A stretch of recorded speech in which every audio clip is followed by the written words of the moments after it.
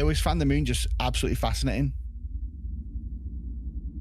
That like we all around the world see it at night, and it's always there in our view, really, for the most part, in a way. And yet we've hardly touched upon it. It's been alone for a long time. But I still try to treat it as much that every moon and planet that exists would have a start, a beginning.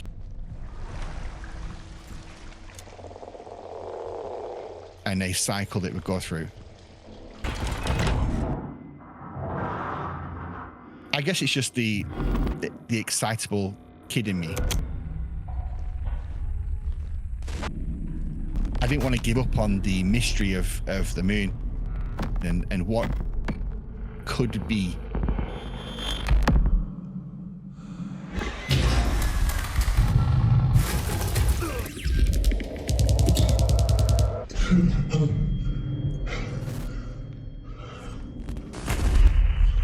Hello everyone, this is Lunar Software and we're aiming for an April release. This could potentially slip based on how ready we feel routine is. So April's our goal, but it might slip a month or two. I think we don't talk it.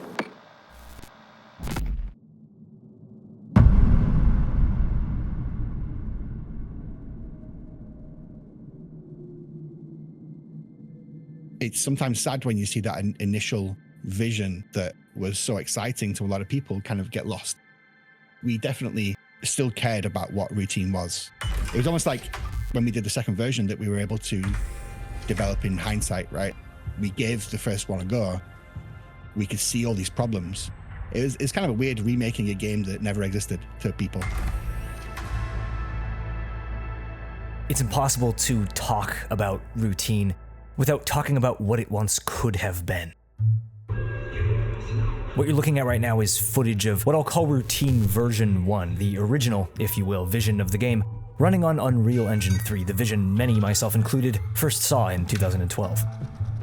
Aaron opening up the old UDK files to record this footage felt, at least to me, like unearthing dusty original film negatives from a backroom archive somewhere, this long-dead beast suddenly walking the streets again in broad daylight. I can only imagine what it feels like for him.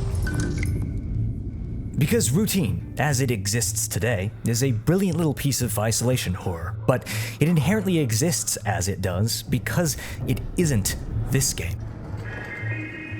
The 2013 Routine trailer has always held legendary status amongst a small cult of indie sci-fi horror enthusiasts years before Alien Isolation or Soma scratched the itch it created. And the biggest jump scare any of those fans were hit with in the decade since its announcement was that it actually released, with all that original tone and intrigue seemingly completely intact. It's a short experience, maybe 4 to 7 hours on average, and personally, I think it's a beautiful little work of tension and atmosphere. But that question, what really happened with Routine? It nagged at me for almost half my life. And the game that you can play today is just the second half of that story. I think we can all agree that it takes actual effort to get good at something, but that effort doesn't need to be boring or painful. In fact, it should be quite the opposite, which is exactly the philosophy of Boot.dev, who are the sponsor of this video. Now, if you're a veteran to this channel, you've heard me talk about them before. Boot.dev is essentially a full training course in back-end development, except gamified through the lens of a fantasy RPG. I decided to dive back into learning some Python this time around, for example, and having my progress tracked via streaks, power-ups, levels, etc. It not only makes the progress immediately rewarding, but encourages the real reward, actually learning new skills through active problem solving. The course material speaks for itself. You can try the lessons completely for free. The part that you pay for is the game and all the tools that come with it. There's no get-rich-quick scheme here. This is a full year's worth of courses and a community to help navigate a career in the space or help you with anything that you need. So use the code in my description. Scan the QR code or use the code Riloe for 25% off your entire first year with an annual plan if you want to start that journey today. Thank you, as always, to Boot.dev for supporting the channel today.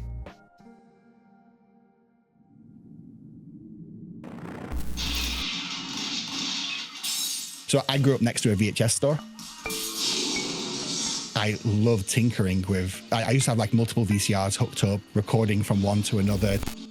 I think it can be easy for us to forget what a different world it was when this story began. It's roughly 2009, and Aaron is working at Eurocom out of university on smash hits like G-Force to make ends meet, but his mind was elsewhere. It's just a lot of that love for that old technology, and I love the tactility of it, the feel of it, the weight of it.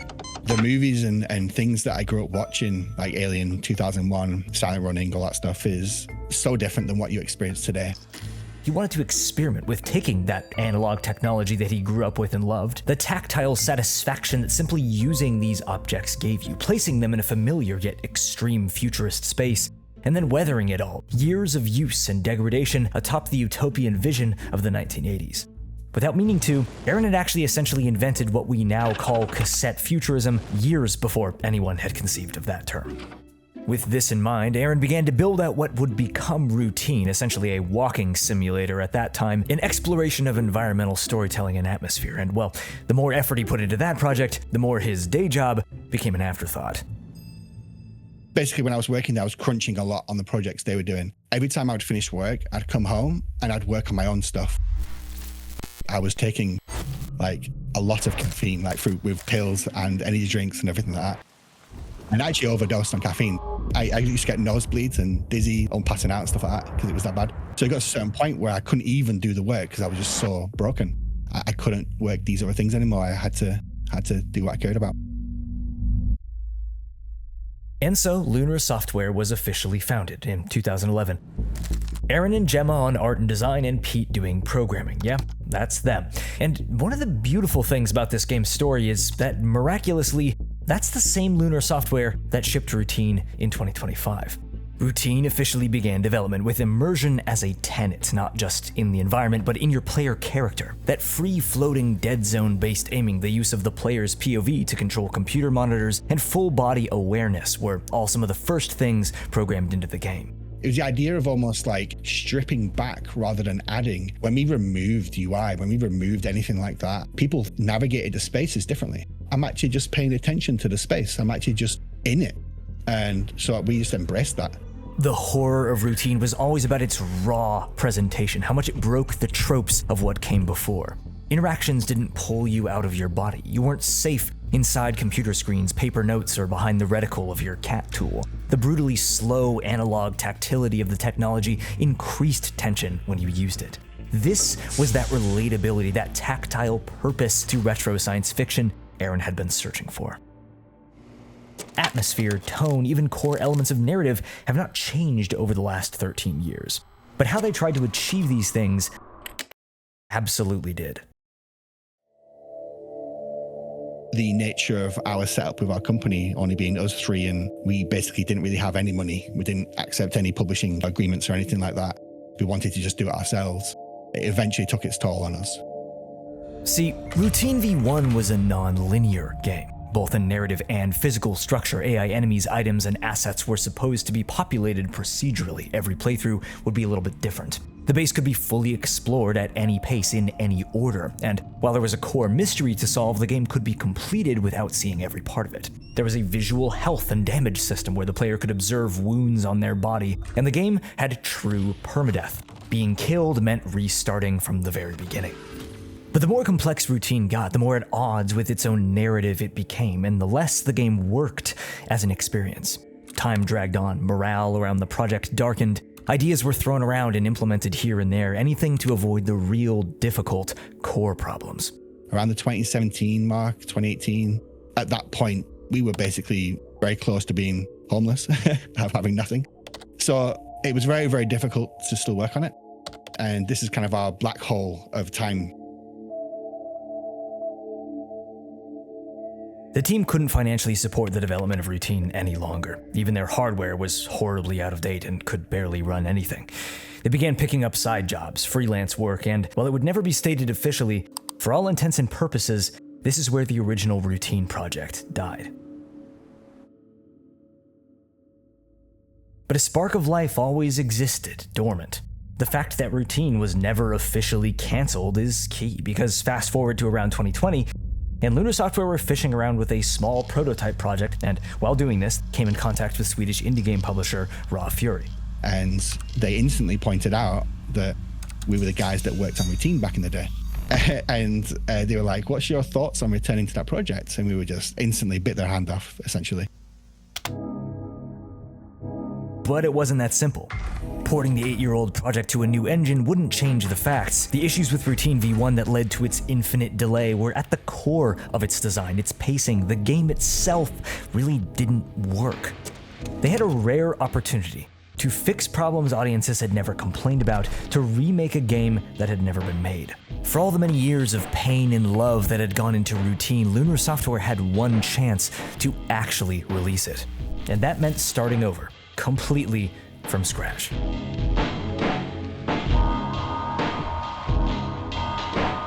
The original Routine project was essentially the 9-year pre-production phase for the new game, sound and visual assets in certain cases being recycled or reused, but largely serving as a reference point for inspiration. Routine's strengths, tactility, audio, atmosphere, a raw and immersive presentation with no hand-holding, these were dialed in on, made the core of what Routine was about. The cat is a testament to this, becoming almost the main character. It's both anxiety-inducing to use, with its low resolution and refresh rate screen, and required as a tool to complete almost every puzzle in the game. Rather than expansive and branching, Routine became intimate. That detail and bespoke lived-in rawness of 1970s and 80s sci-fi that had inspired the project in the first place. That sound there that you're hearing, some kind of motor starting, I think I used that once somewhere else in the game, ever, and I pitched it down to the point where you wouldn't kind of recognize it as the same sound. That's NJ Apostle, the sound designer for the final version of Routine. Sound was, second only to its setting, the most iconic and memorable thing about Routine from back in the day. NJ told me that seeing that original trailer, hearing Mick Gordon's sound design, had been foundational for his career in the industry, and in many ways, he came onto the project in the 2020s as a longtime fan. I had an incredible discussion with NJ about the sound design of Routine, how important reverb systems were to the weight the air has. So much of what we discussed was fascinating that it'll probably largely make it into an entirely different video. But this little anecdote really told me a lot about how Lunar Software approached Routine the second time around. This is one of the ones that I did try to use as many places as I could. I think I've used it in about 3-4 places. Like that clicking, it sounds like it's actually the plastic it's in. I genuinely, I don't know what the original sample was. Basically, in a waveform. So I'm talking now, and when I talk and then I stop, and then I talk again, in that silence, there's still information, but it's just not readily audible. And if something happened, like a creak happened in the back of the room or something, you know, that would pick up. And if you boost it and boost it and boost it and boost it, and then stretch it or compress it, like different things happen. I came up with the sound and I was just like, I just really couldn't believe that all these clicks were in this kind of nothing piece of sound. And I love it because it's a mystery to me. And I couldn't make it again. When people say a game is atmospheric, I think it can be easy to brush past what that word really means. Routine doesn't just feel immersive. The very atmosphere around you feels suffocating. The way the air in your suit transmits the sound of the material of your boots on linoleum. The way every shuffle reverberates across different materials in spaces of different sizes. Every mechanical system in the base echoing through the plastic surrounding you just a bit too close for comfort. It's this stifling, claustrophobic feeling, the horror of the inescapable mundane. But most importantly, no part of the game overstays its welcome. By abandoning a free-roaming, open-world presentation, the experience became cinematic. You were no longer wandering aimlessly, backtracking areas until they lost all mystery, all sense of fear. The game's story and puzzles are intertwined, curated so that they are just challenging enough to be completed in line with the pace of the narrative. The game always presents you with information just long enough before it's needed that you've almost forgotten it by the time you need to recall it.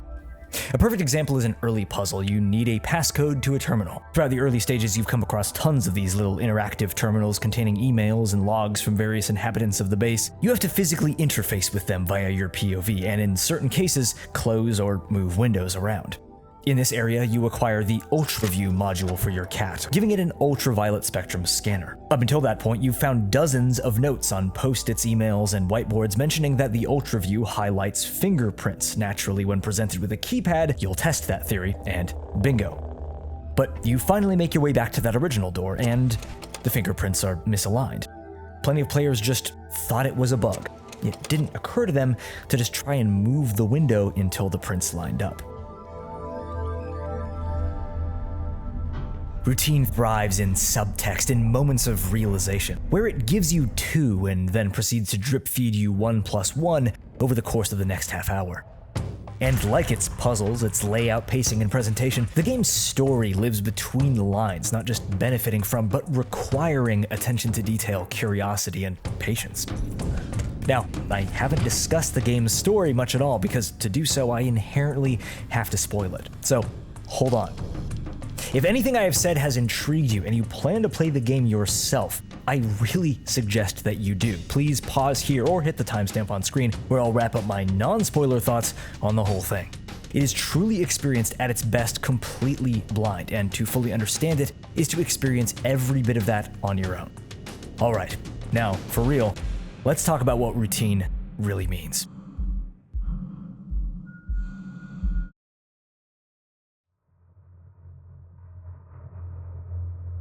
Back in the day, the purpose of the moon in the old narrative, it still was grounded in the idea of routine, but the way that we explored those themes was very surface level. Like it had this, that's what it was for and that's what it is. And there was no more questions to be had. In order to grasp the beginning of routine, you need to understand the end. The very last piece of imagery in routine is a photograph, taken by an expedition 25 years after the game's ending, a number of blooming hollyhock flowers sprouting from the lunar soil. The hollyhock appears all over the marketing, the cover. It's the logo of the executable on your desktop when you launch the game. As it appeared all over the place throughout routine, I, for some reason, didn't immediately grasp the importance of this repetition. Much of the response that I saw to Routine's story upon its release was confusion at a huge tonal shift that takes place halfway through the game. The first half, which takes place in Union Plaza, a resort with living quarters and shops and roamed by killer Typo 5 robots, was what everyone going back to 2011 had seen of and expected from the game. Your initial objective to shut down the ASN, the security network overseeing the base and controlling the robots, was at first glance classic AI gone rogue sci-fi that was made extremely intense through everything that makes routine immersive. And it paces itself brilliantly up to the seemingly climactic moment where you take the omniscient AI down. But then you transition to The Ward. The abandoned old base from 1979 immediately turns the game darker, more isolating, labyrinthian. The horror goes from survival to cosmic, and none of it had ever once been shown or mentioned in any marketing prior to release. And it's what you find there that is directly causal to everything that happened in the first half. The thing about Routine's story is there's what the engineer, you, witness, the game as you perceive it. Then there's what literally happens in the story chronologically from 1964 to 2025, the narrative you weave together through context, logs, emails, and diary entries. And then there's what the story is about. The hallucinations, voices in your head, this monolith of poetic meaning, all tying the hard information together. When you compile all the data, Routine tells the story of the organization Prism's research on the canal. Discovered after a lunar quake event observed from Earth, it's a cave on the moon psychologically affecting those near it. Prism scientists in their expedition become infected by a fungus originating in the canal, dubbed EL9. It causes hallucinations, cognitive decline, and eventually death. The team inadvertently invites 2 lunar beings, entities A and B, into the base, invisible to the eye other than through a cat tool screen. Entity B appears when it chokes on an apple from the ward's tree and dies. Many Prism members then leave the ward in a trance, walking into the canal alone. Eventually, the last members succumb to the sickness or disappear, and the ward is abandoned for 20 years. In 1999, a second series of lunar quakes, or contractions as they're increasingly referred to, prompts Union Plaza employee John Cooper to conduct a perimeter check for damage and stumbles upon the unearthed body of a Prism member. He submits this to the ASN. It goes into lockdown mode and the head of security calls for an engineer, you, to fix it, not knowing that the ASN is operating exactly as intended. The EL9 infection Cooper inadvertently brings back begins to transmit. The Typo 5s begin killing everyone to stop the spread. The engineer arrives, is infected by EL9 via the air circulation during his 7-day isolation period. He wakes up the day Cooper dies, and the game begins. Throughout the game, you're in the cognitive decline phase of infection, plagued by hallucinations. The moon speaks to you in your own voice, urges you on. I bloomed gently, hoping something might answer. As you deactivate the ASN, the only thing holding back the moon's intentions, as you systematically remove every obstruction Prism members put in place out of fear and confusion, every step closer to the canal. This is all quite objectively fact, despite that this information is not presented in the order I just did. Routine is paced and presented almost like 1982's The Thing. In the immediate, you're enthralled by the mystery of it all, the intensity and fear of danger. You're not trying to guess exactly who was assimilated when and where, at least not on your first viewing. When Entity A attacks you in the second half of the game, stalking the halls of the ward, you're not thinking about why. But then the moon shows you this. Entity B, huddled over a seemingly sick newborn entity. She looks up at you in pain.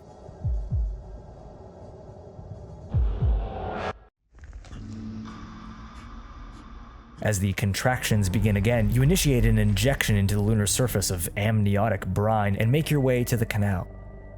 When you finally enter it, you see all the bodies of Prism, possibly of Union Plaza as well, sprouting EL9, and from an artificial womb emerges you and Entity A, or both. Through you, I endure. Through me, you endure, the moon says. And that's it.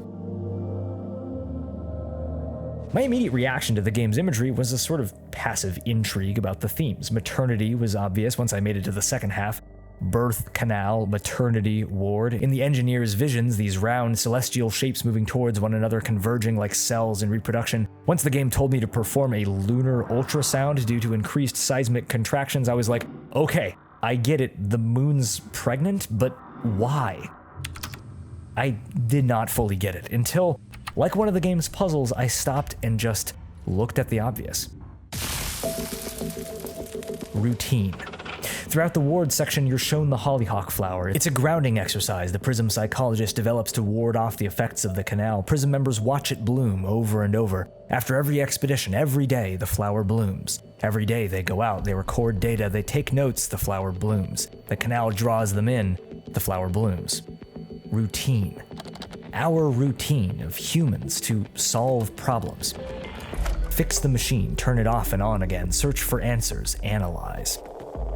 The routine of the ASN, regulation, efficiency, one Typo 5 active at a time, observe, protect Union Plaza. Foreign contaminants are present, regulate, correct the abnormality, follow directive.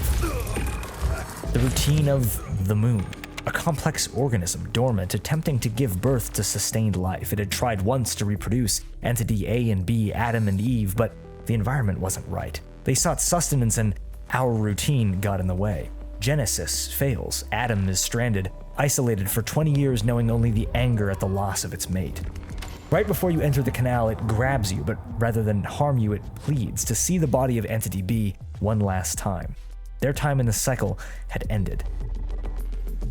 Because the moon found what it needed. You. Your ingenuity, your mind. The visions caused by EL9, the voice of the moon spoken through our own, others saw it, heard it too. A Prism member paints the converging circles on walls decades before we see them ourselves. The founder of Prism says that he feels a sadness over Entity B's death that is not his own. But the hollyhock flower, we see it drawn, scribbled all over Union Plaza by the employees there unknowingly infected. None of these people had ever seen that video at Prism. None of these people knew the ward even existed. They saw it because the moon saw it. Because these visions go both ways. We know that humans could never survive on the moon. Our biosphere was not meant for it. The moon cannot reproduce. Alone, it dies. But through us, it endures. Through it, we endure. Earth and moon, human and extraterrestrial, separated at birth, finally together.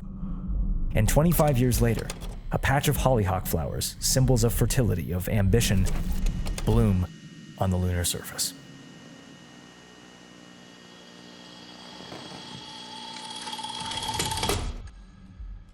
That every form of life, no matter how isolated, how alone, deserves to have a beginning, a start.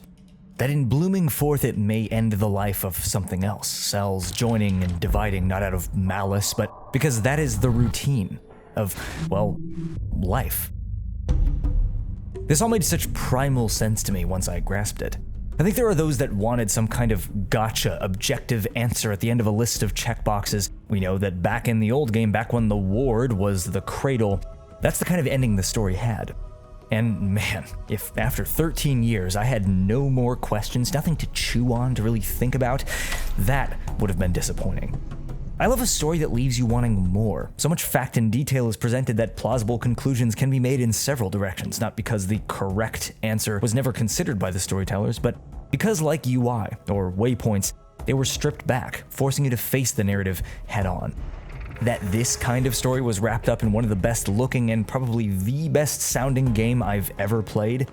It's one thing to not be disappointed after a decade of waiting, but to be surprised in a way that you didn't expect, that means something more. I don't think that Routine is a perfect game, and there's no part of me that expected it to be. But what really struck me about the game wasn't just the unique and, overwhelmingly refreshing experience of a narrative woven in such a subtle, filmic way. It was that it said something about the process of its own creation. How the UE3 version, the mistakes it could have made, the excitement it created, were interpreted, digested, used as inspiration for what it became. That the idea of routine, the word, the repetition of natural processes and actions, seemed such a fitting subject for a game which underwent a metamorphosis of sorts. How it reflects the bespoke creative process of the past it was inspired by, Aaron taping over VHSs repeatedly for the game's CRT effects, the exact same thing Ridley Scott did to achieve these visuals so many decades ago. MJ creating dozens of unique reverbs from real-life spaces to achieve the game's unmatched atmosphere. Through the ambition, the brute force work, and bless his soul, and I really hope he hasn't done permanent damage, the sacrifice of the physical body and health of its original creator from a fundamental desperation to tell this story the right way. It's advice I usually try and give people that are working on stuff, and it's just work on something that you genuinely love. Whether it's big or small, you might hit something magical and pull something off that resonates with people. But also with making anything, there's a lot of dark times, there's a lot of pain, there's a lot of things you got to work through. And when you love something, you often stick to it, and push through. There's a part of me that feels sad seeing this. That in order for Routine to exist today, the first iteration had to die. But in a lot of ways, I'm really glad that it did. Because the conditions weren't right. And because when you really love something, that's what will make it through to the end. I'm Riloe, and I like to talk about things that I think are cool. I was a freshman in high school when I first saw the trailer for Routine, and I cannot thank Aaron, Gemma, Peter, and MJ enough, not only for making their dream a reality, but through incredible kindness for making mine as well, by allowing me their time and resources to tell part of that story to you. I hope that you enjoyed this, and if you're new here, subscribe if you'd like. I'll catch you soon. Cheers.